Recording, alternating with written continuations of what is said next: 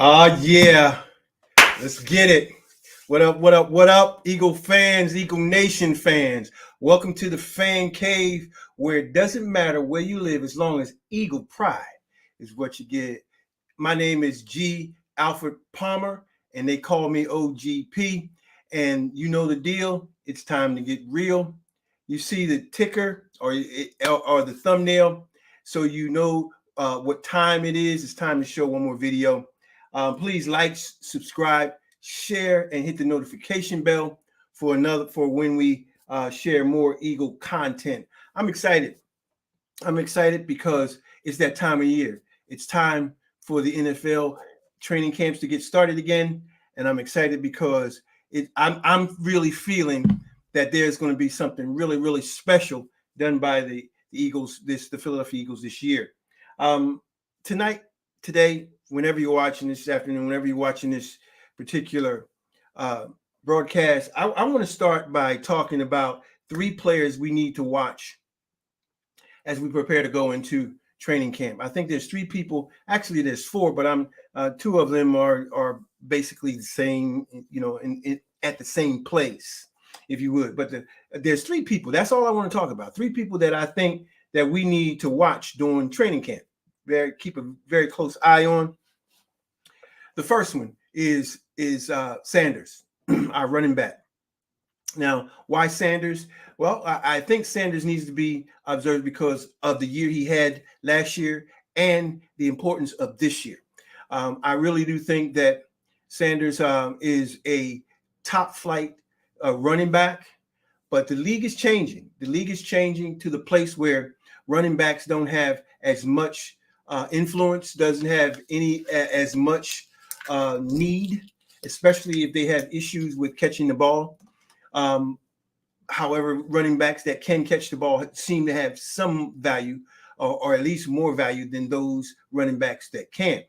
So Miles Sanders is in a position where I think he can catch the ball, but the last couple of years he hasn't shown it the way that he has the first year that he played, and I think that's important for Miles Sanders to come out and show that he is a bona fide top flight running back in the NFL.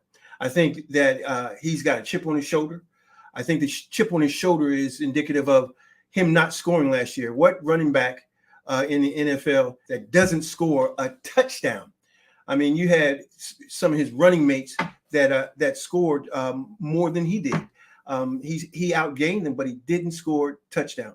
And I think that's important for a running back to be able to score, especially when the team is close, and he wasn't able to get it done. You know, I hear a lot of people asking the question, will Miles Sanders be back? I don't know, but I will say this: if he doesn't have a good year, without question, he won't. If he has a good year, it will give them pause. But if he doesn't have a good year, they'll move on to get to I think it's Kenneth Gainwell, and look to him to be able to do some things that Miles hasn't been able to do, because Gainwell has shown a knack for being able to catch the ball. So that may put Miles on the trading block. But he is someone that we need to watch during training camp this year. It's most important that he show that he can catch the ball. I really believe that, and I'm hoping that he has a good year, so that even if they do training, that he'll have the credentials to go to somewhere where they will appreciate his skill set. He has a great skill set. He'll break off a big one, but it's his inability to get the tough yards, because he's a smaller guy and because he continues to get injured, which is part of the game. I mean, running backs, you're going to get injured, and I think it's important that we understand that and take that in consideration as well. The next person that I think that's going to be important to watch is going to be Davis. I think Davis is going to be very important. Alongside of him, Dean and Davis, the two twin D's from Georgia. I think those two guys are going to play an important and critical role in the defense. Now, I hear a lot of people wondering if if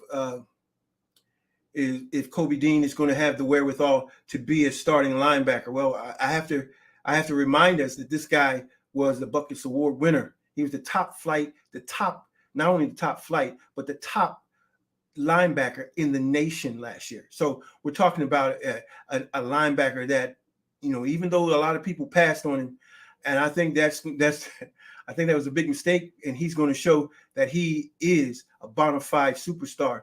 I think that he's going to be a starter, or eventually be a starter, once he becomes acquainted with the playbook. But I think that he's such a bright young man that it's not going to take much for him to get acquainted and get used to being able to play that Mike linebacker. But we'll see.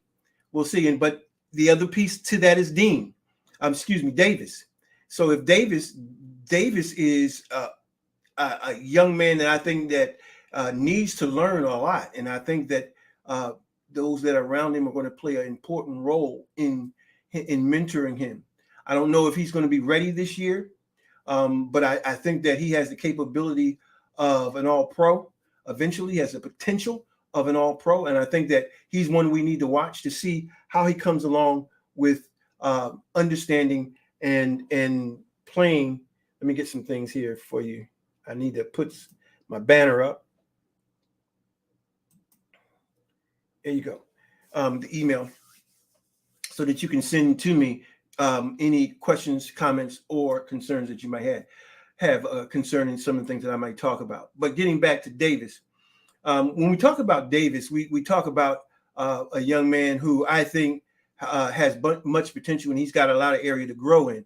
I think there's going to be there's a time for him to be able to grow with those that are around him.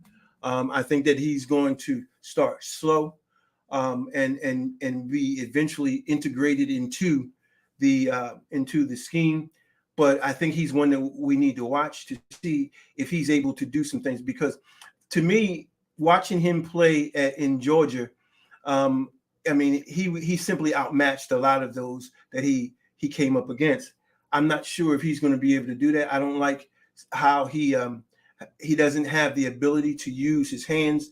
He doesn't have the ability to properly use his weight to get himself in a 3-point stance, to be able to use that weight and strength that he has.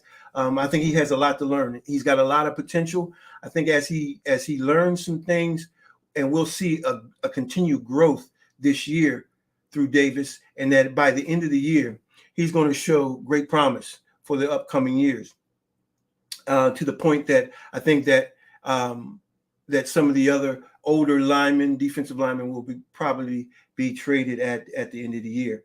The last that I want to talk about is actually two people that I think is very, very important to watch this year in this training camp and see how things occur. I don't expect them to show everything, but I do expect them to show something, and that's Gannon and Steichen.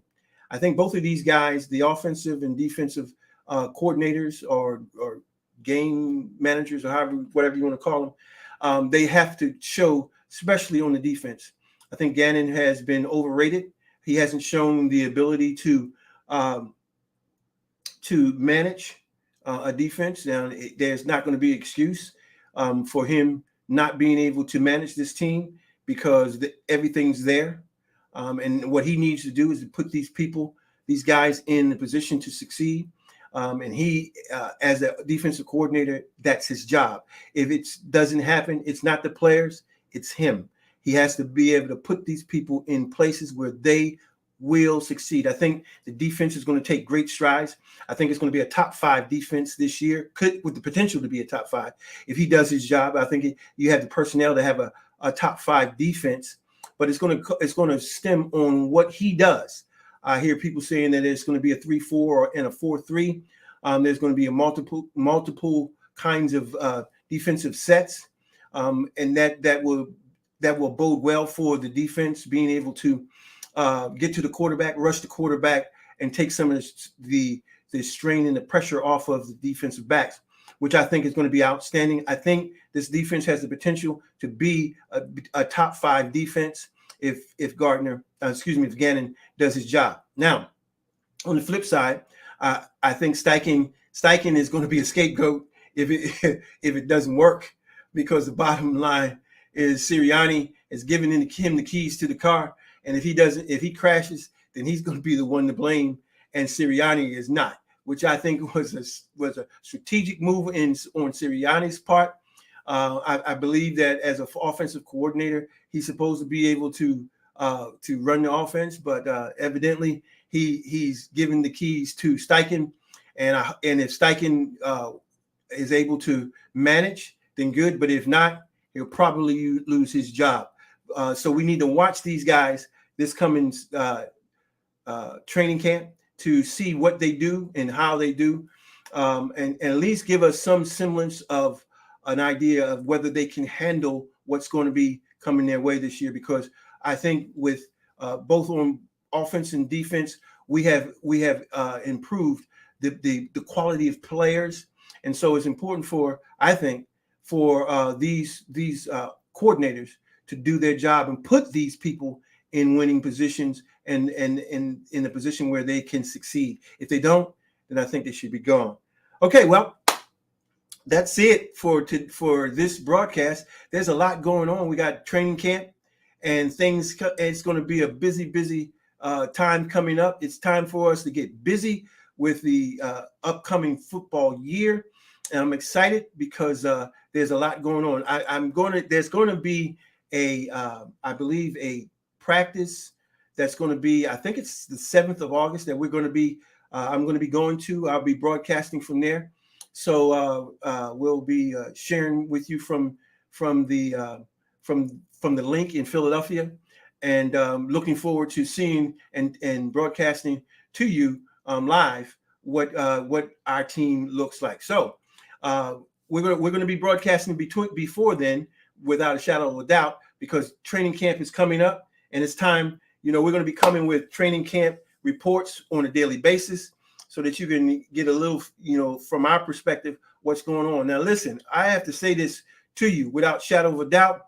You know the deal. I'm going to keep it real. I'm not going to be sugarcoating anything. I'm pulling for our players. I'm always going to pull for our players. And I hear a lot of these pundits and these talking heads saying that they really are pulling for the Eagles, but I don't know how you can pull for the Eagles when you pull for selective players and not for every player. That says a lot to me. But anyway, I'm a firm believer in this team. I'm a firm believer that there's some special going to happen this year. So anyway, this is OGP. Listen, if you would, you see the email address that's tickering on the bottom of the page. And what I would like you to do is to share with me any comments, any questions, and any concerns to our email. Love to get your thoughts, and then we eventually want to get our chat going. So we want to talk Eagles. So until the next time, this is OGP, just reminding you to have peace, to have power, and to have Eagle pride. Till next time, we'll see you later.